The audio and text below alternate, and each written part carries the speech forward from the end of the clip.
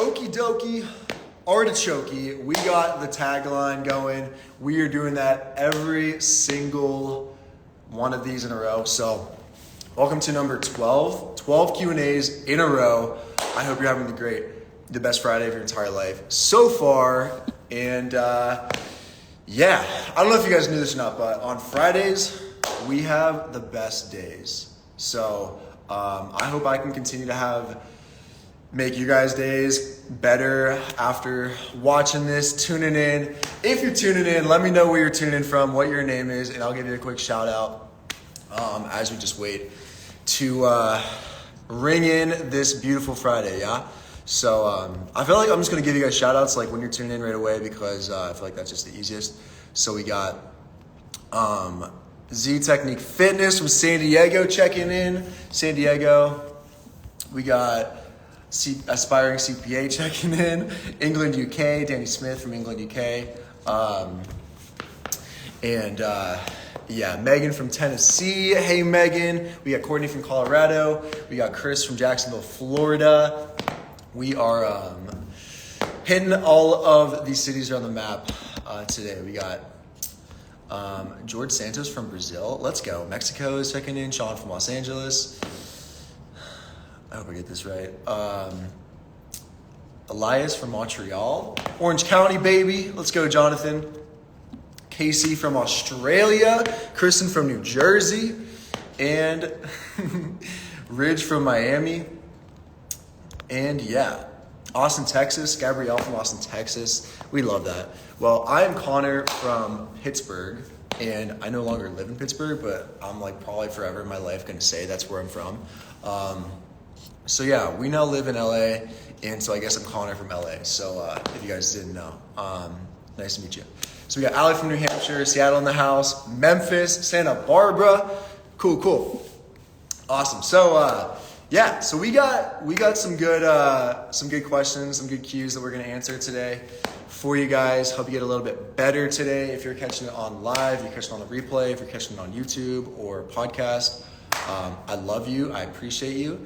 And let's kick this off. So the 5 questions, what I like to do if you're new here, basically what we do is every single Friday, we have an anonymous Q&A that I walk through some questions and I answer to the best of my abilities. I don't know who's asking them.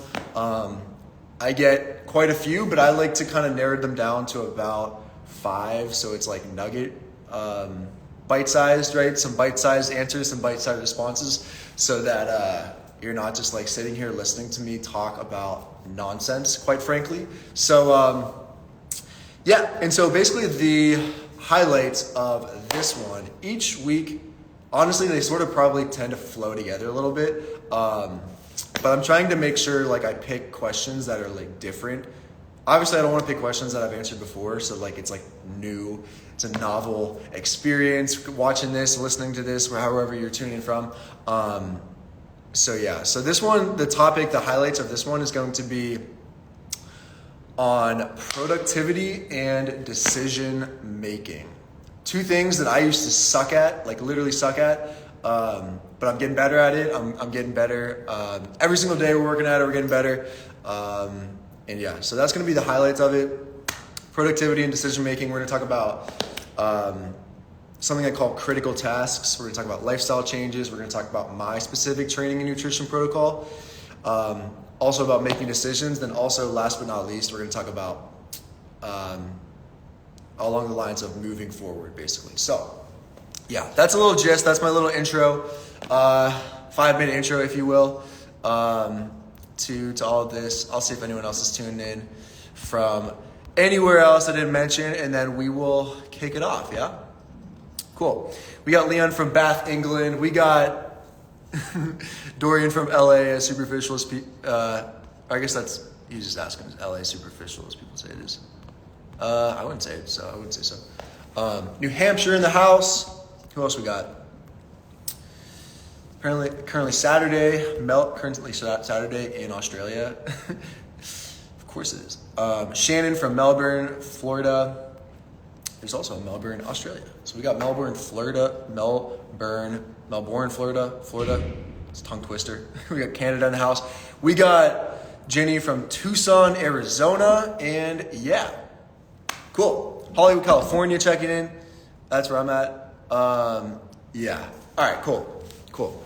So yeah, that's my little intro script. That's what we do here on Friday. We have the best days on Fridays. Hopefully help you have a little bit better of a day, or any other day like when you're catching this. So yeah, let's get into the first question. Why don't we? So yeah. All right. So question number one is we're hitting you hot. We're hitting you hot, steamy, and heavy right out the gate here. So yeah, I hope you're ready for this. So question number one is this.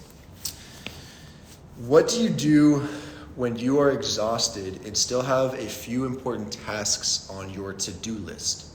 How do you cope and make yourself do the extra stuff even when you are tired?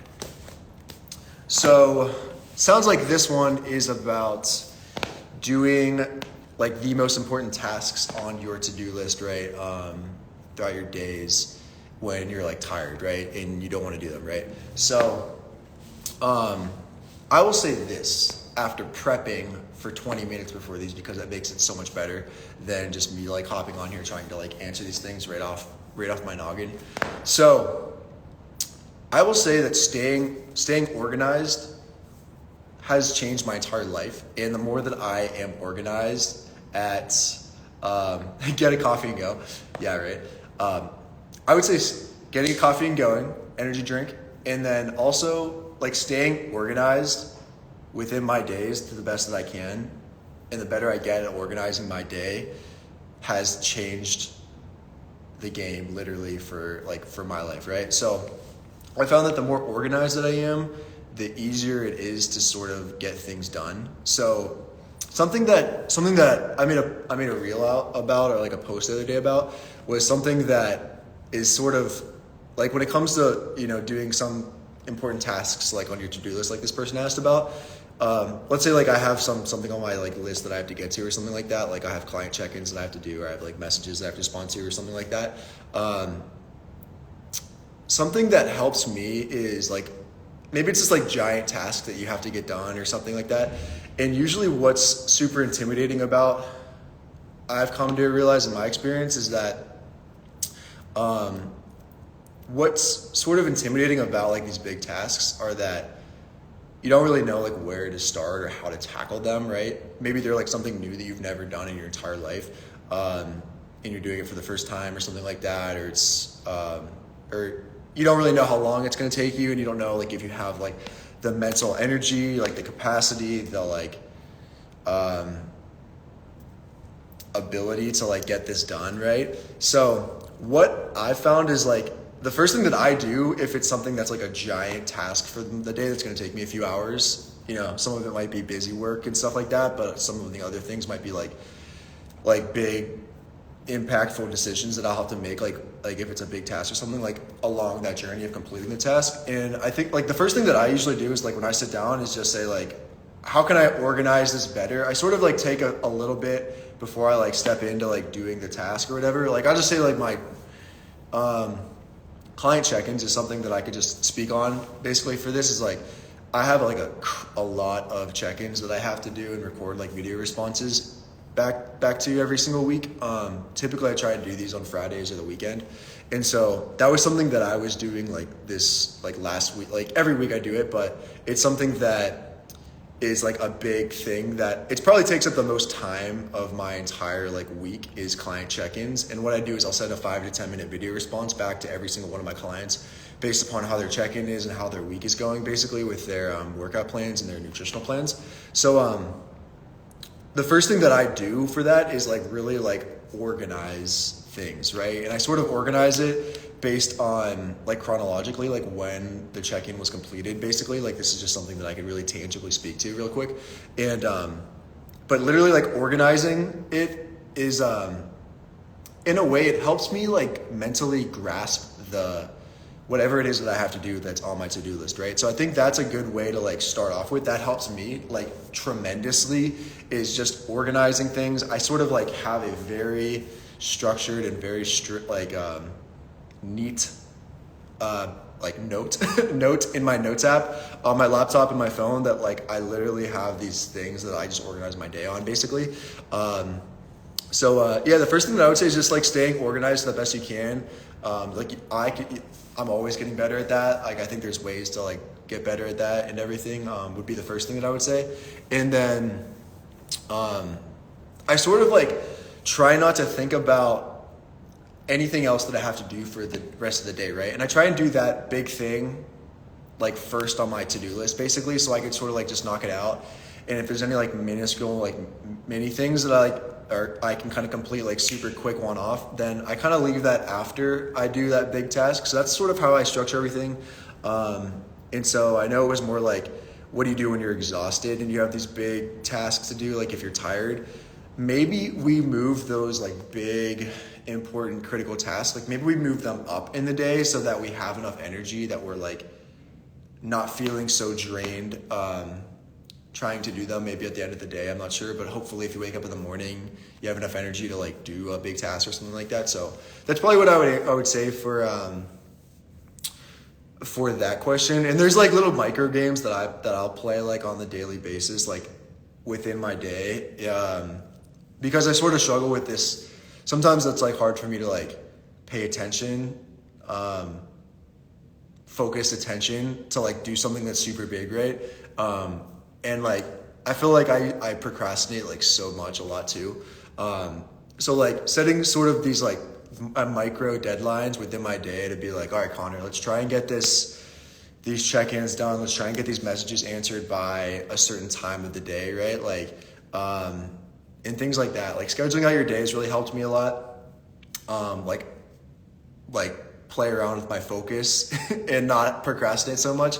Even if I end up like not getting everything done until like the very last minute of the hour or something like that, as long as it gets done like at the end of the day, that's all that matters to me. So that's probably how I would answer that question as far as like being exhausted, still getting things done, finding energy to do it is, even when you're tired, is maybe we like move that up in the day to try and finish it when we do have the energy to do it. And if you still need some kind of stimulant to finish it, maybe we get a coffee, maybe we get an energy drink, maybe we go for a little walk or something like that to free our mind and get us in the zone to do it, right? So yeah, that's the first one. Checked out the list is critical tasks, basically that first one. And yeah, so the next one we're going to talk about is going to be about lifestyle changes. This is a little like more of like an existential question. We are hitting you hard. We're hitting you hot and heavy on this Friday, April 21st. So yeah. All right. This next question is the following. So it goes like this. If you knew that in 1 year you would die suddenly, would you change anything about the way you are living right now, and why? So if I'm going to die in a year, it's guaranteed, knock on wood, wherever that is, would I change anything about the way that I'm personally living right now, like with my lifestyle, and why would I do so? I would say if this was like a guaranteed, like if I found a book and it was a relatively short book, and it said Connor Trott's life, and it had me dying, it was a short book. It was a thin book, and it, I knew that I was going to die like next year or something like that, right? How would I like rewrite the story, right? Like how would I rewrite the last chapter of my life story? So I would probably say, there's two things that I would probably change about the way that I go about my days and everything throughout the weeks and months. I would say I'd say the first one would be, I'd like to spend the last year of my life in love. That would certainly be the first one that I would say to that. Because I feel like my mindset right now is like, oh, we're putting that on the back burner. Like we're not like focusing on that. So I feel like what I would probably do would probably go on a lot more dates. I'd probably go on a lot more first dates, trying to find love so that I could like experience that for like the last year of my life, right? because it's something that I don't have right now, and it's something that I would like to have, especially if I'm gonna die in a year. So yeah, that would be number one. And then the second one would be to, I try and not take too many, like, I try and be like, not take every, like, so much, like, every single freaking thing, like, seriously. You know, my days and stuff, like, I try to have fun, I try to be silly, I try and have, like, not take too many things seriously. It's like outside of, like, you know, what things I need to get done by the end of the day, like, I need to get done, right? And then outside of that, I'd probably just say being more silly and just, like, joking around, having fun, you know, having, like, spending a lot more time with, like, important, like, friendships and other, like, with my family and things like that, and putting that more as of a priority, like, in my life. So yeah, those are probably, like, the two things that I would just do more of, right? And that's something that I'm becoming more conscious of. Like, I was listening to a podcast with Ed Milet and Matthew McConaughey a couple of days ago, and it was a hell of a podcast, let me tell you. And Matthew McConaughey's got this book called Green Lights, and he kind of talks about, like, five areas of his life where he kind of breaks it down, right? I think it's like relationship with God, his family, his friendships, his work, and then his personal health. So I would say, like, the dimensions in my life that I would probably focus more on would be definitely, like, the relationship side, certainly more, and probably also, like, my faith too. So yeah, that's probably what I would say. To that question, if I'm finding a book, if I found a book about my life, I probably wouldn't read it. To be honest with you, I wouldn't even want to look at it because I don't even want to know the length of it, right? Like, I wouldn't want to know if it's this very short, small book, right? Because that would be very, that would be so sad, like, demotivating to me, right? So, like, if someone, like, told me they found a book about my life, like, I would not want to see that, like, nonetheless read that. So yeah, that'd be my answer to that one. So we got critical tasks off, we got lifestyle changes, and so yeah, so 2 down, we got 3 more to go. And so yeah, let's get into this next one. So this next one, actually, maybe let me see if any of you guys have anything to say that I want to answer real quick. How do you balance family, work, and fitness?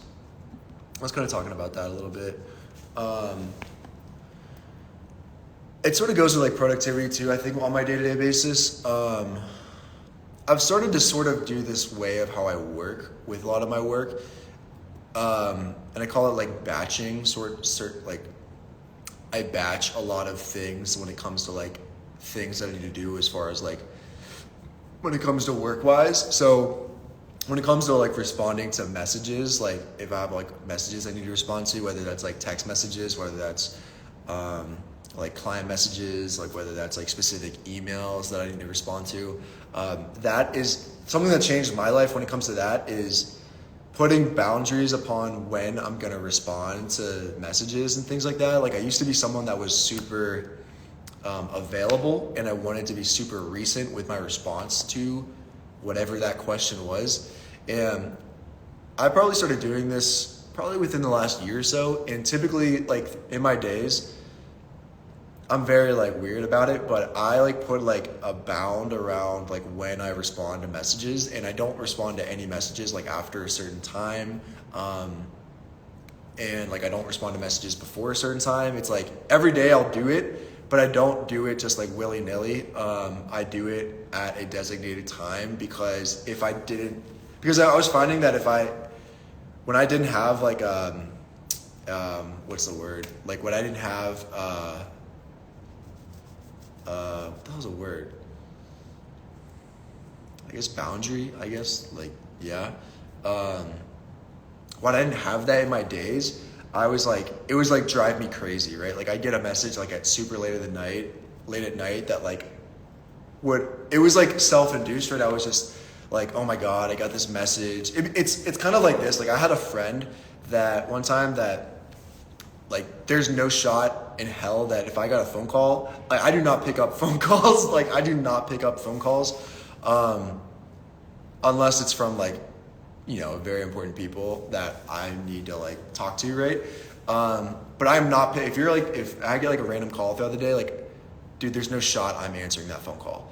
But I had a friend one time that he said like, he was kind of complaining about how he like didn't really like when he got phone calls because he'd like answer them and it'd just be like nonsense. I'm like, dude, why are you even answering like the phone, So that's something that I certainly like set, within my days, I'm answering messages for like 30 minutes and I'm like answering all of them, or like an hour or something like that. I'm going to answer all my messages that I have, so that I like don't go crazy, you know what I mean? So yeah, I think that was like just a one-off question that I answered right there. So yeah. All right. So this question's more like fitness related.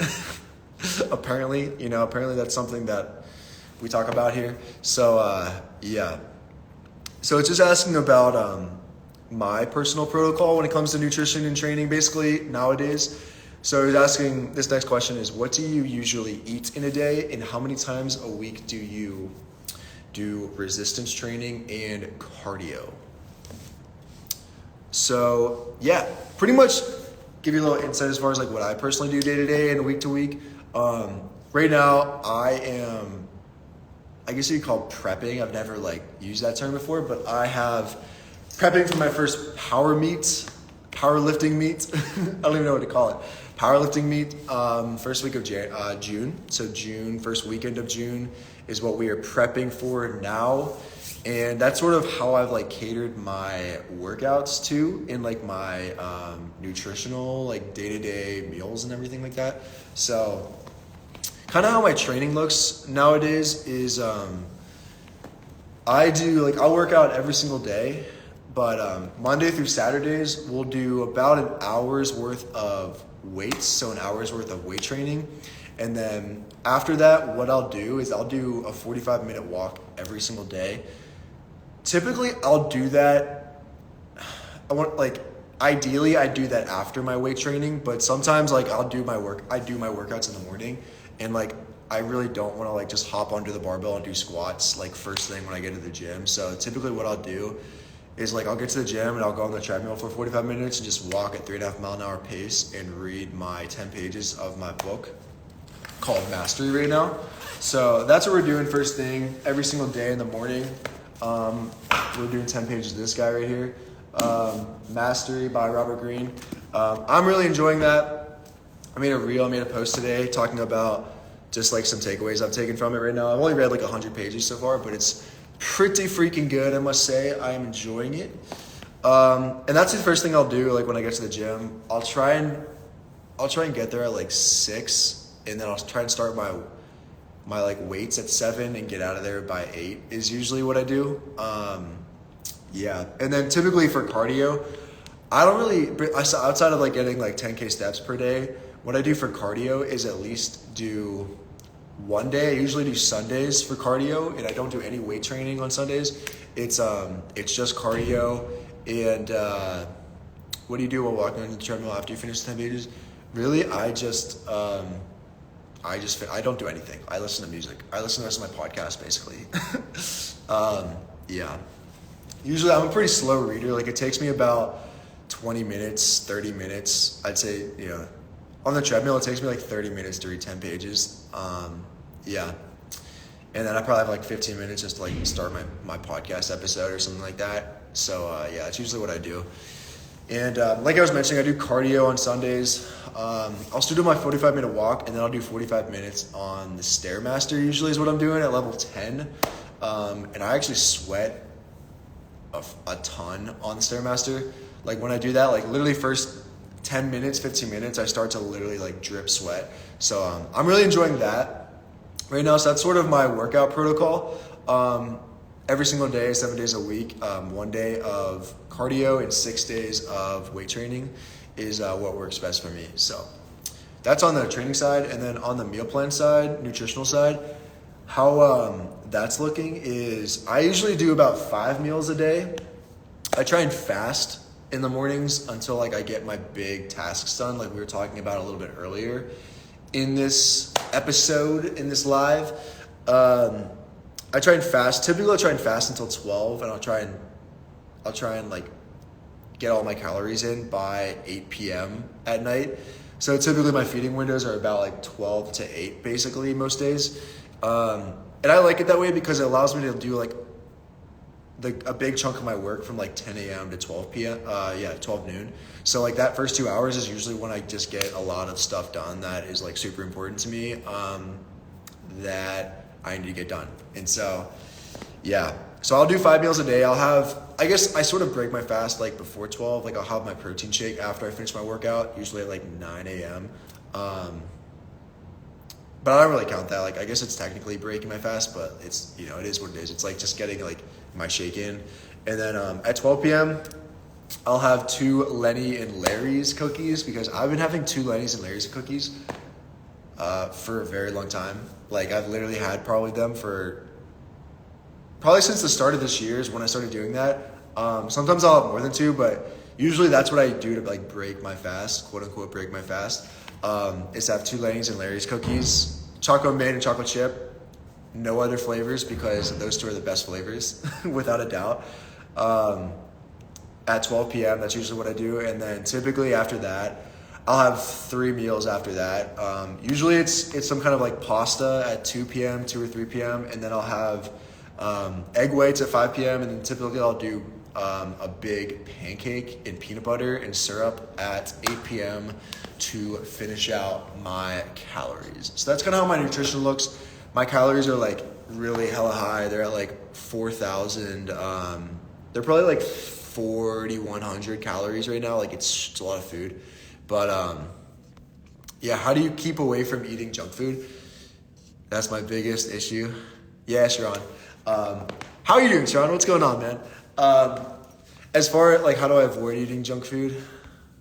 I don't like completely like avoid it. To be honest with you, like I kind of just track my macros, and if I'm like craving, it's kind of weird. Like my relationship with food and cravings is kind of, it's super kind of interesting. Like I would say, like for me, it's kind of like interesting how that sort of evolved because I don't really think I like crave any like certain types of foods anymore. It's like if I have like if we're going out to eat like with family or friends, like and like people are getting dessert and things like that, like I'll socially do that for sure. But if I'm like by myself, like I wouldn't just kind of go somewhere. Like I would literally never do this. Like I would not go somewhere just like by myself to like treat myself. Basically, I just wouldn't do that. Yeah, like I don't really do that when it comes to junk food. But like when it comes to just tracking macros and everything like that, if I'm like craving it or if I'm doing something socially with people, then it just makes sense like to just to do what like they're doing. Like if like I make sure it's gonna fit into my macros and calories for the day. So it does that, but like I certainly like let myself like just eat that if it's like given the circumstances, right? And I make sure that it fits into my macros or calories, like if I feel like I want to fit it in. But like everything in moderation is totally okay. So that's probably what I would just say to that, Sharon, is letting yourself just have that, like, 80% been on point throughout the week, like 5 out of the 7 days been on point, and then 2 days, 20% of your life, it's not going to be like on point, right? Like I think that's like a very healthy and sustainable way of like living throughout your life, right? And like your weeks and managing your weeks, right? It's like Monday through Friday, maybe it's including your weekends too, but like Monday through Friday, 5 out of the 7 days, I'm going to be like on point. Or maybe it's like 4.5 days where it's, Friday nights you're going to enjoy yourself and the weekends you're going to enjoy yourself. But like Monday through Friday, majority of Friday, like 4 or 5 days out of 7, like that's a W, like that's a win for the week.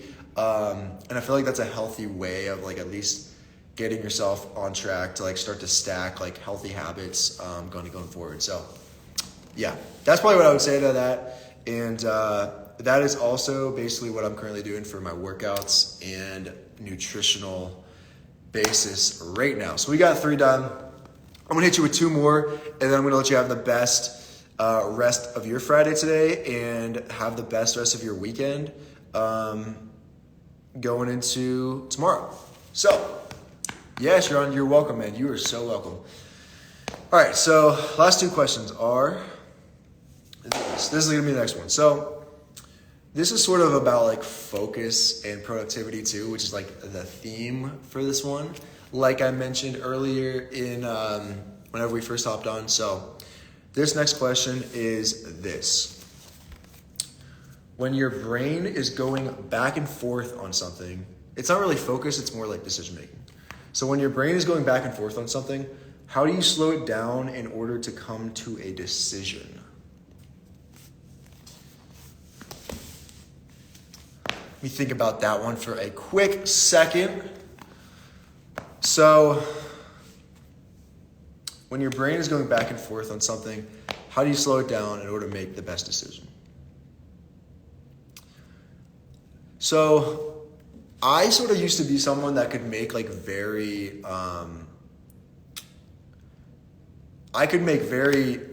it was very easy for me to make very insignificant decisions, and it was very difficult and very challenging for me to make very significant, like, life-changing decisions, which like, to be fair, it's probably expected. It's probably natural that people think this way. But I had a friend that one time that was like, yeah, it's easy for me to make like really big life-changing decisions, but sometimes like I can't even decide like what I want to eat like for breakfast or something like that, right? And I was like totally, I would say the normal person is probably like, you know, if you want to like change your career, you want to change your, like where you live at or your relationship, like that's probably going to be a very like, you know, for some people, for most people, I would think that that's probably going to be a very challenging thing to do.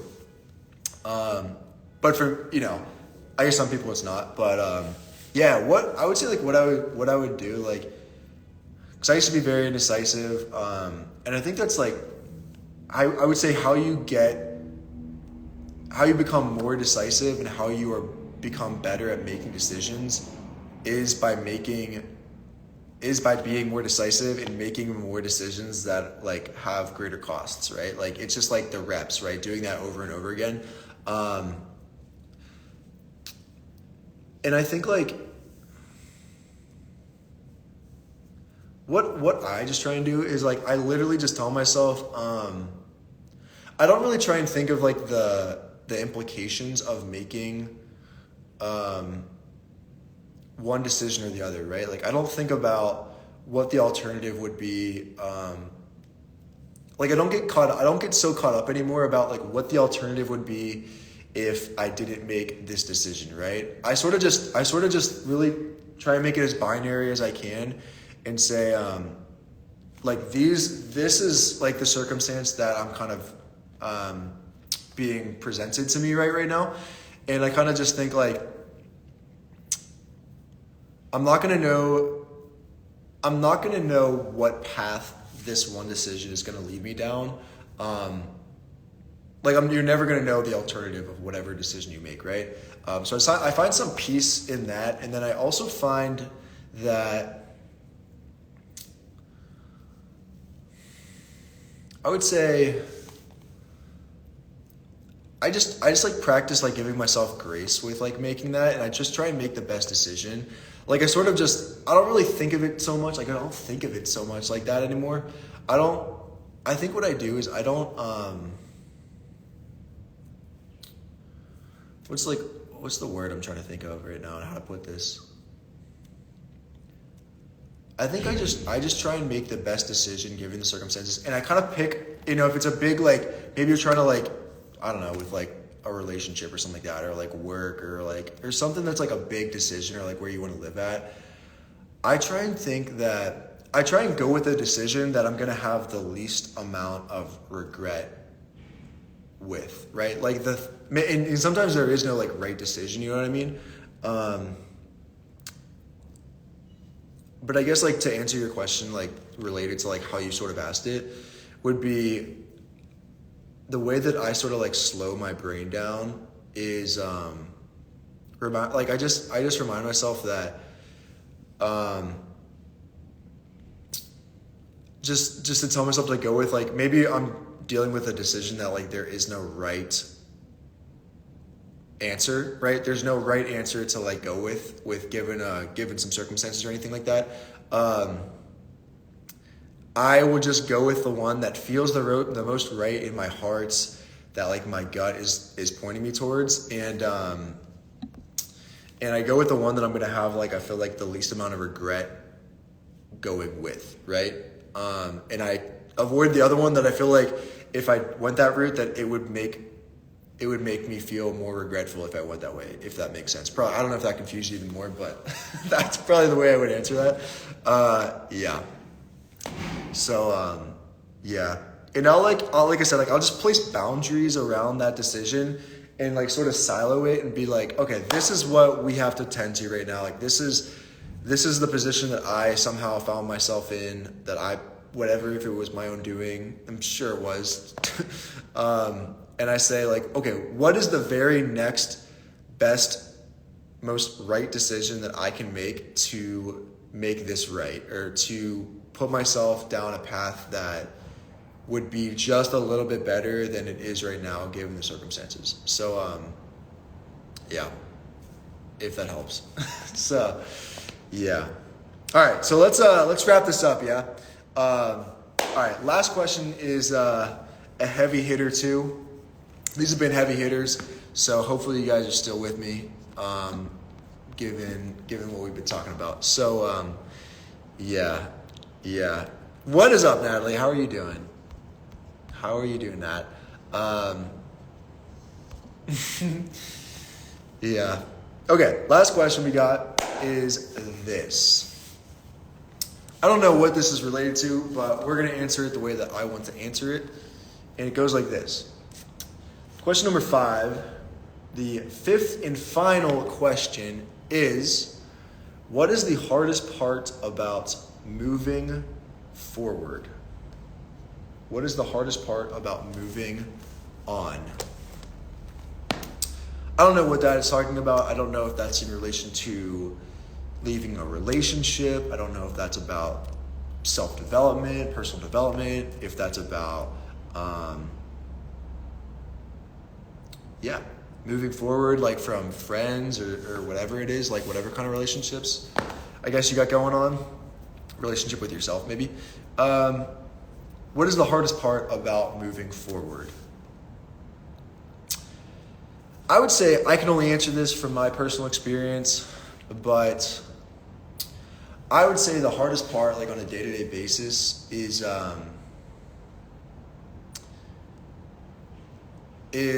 like breaking these like habits. I would say like I'm going to answer it in the way of like moving forward from who you once were. So like personal development, growing, growth, and stuff like that. So Adrian's got his first powerlifting meet in 8 days. Let's freaking go, man. You're gonna crush it, man. I'm right behind you. I got like 6 more weeks to go, but you're gonna kill it, man. DM me and let me know how it goes. So yeah. So I would say like the hardest part about moving forward is probably just letting your old self go. Like your old tendencies, your old ways of acting, your old ways of treating others, your old ways of treating yourself, your old standards for yourself and others, your old boundaries that you had within yourself, for yourself, with others, for others, and things like that. That's what I would say would be the hardest part about moving on, is learning how to give yourself grace more, learning how to love yourself more and more every single day. I think for me personally, a good way to sort of track this in a way is, I think we don't really think about a lot of things in our lives, right? Until our birthdays, ironically, right? Like I don't think we really think about a lot, like literally so much, until like we have like a birthday, right? And a lot of times it's not like the most pleasant reminders, right? Because it's sort of like, it's sort of this this reminder that, oh, we're now 1 year older and we're still sort of acting in a certain way, or like we're still doing things in a certain way, or we're still with a certain person, or we're still in a certain area, or we're still in a certain career, right? So I just say that because my birthday's coming up in a few months, and I'm just like thinking about that. I'm like, each and every year, maybe it's like a new year, right? Like the new year, like 2023, 2024 and stuff like that. Like, you know, you get these New Year's resolutions and things like that. But I would say like the hardest part about moving forward is really just like letting those old parts of you go, is probably the hardest thing to do, right? Because you have like just habits, right, that you're just so used to doing. And like, I feel like as we get older, it's a lot harder to break sort of these like patterns that we have, right, of how we kind of like live our days and everything like that. So yeah, that's probably what I would say is the hardest part. But I think it's also the best part is like seeing seeing people that have let go seeing people that let go very unhealthy habits or addictions, and seeing how they actually translate all of that into something that's so much more beneficial for them and serves them so much better is probably one of the coolest things that I've ever been able to witness, right? Yeah, so like on the other side of like that, how that might be the hardest thing in the world about moving forward, it's also the most hopeful, it's also the most promising, it's also something that you can, you know, provide inspiration to other people by doing so. Yeah, let me just read this real quick because I think it's good, from Danny. She says, scared of letting your comfort blanket go, even though you know it's good for you, you're scared because you don't know what letting go will feel like, right? You have got that right, Danny Smith. I absolutely agree with you.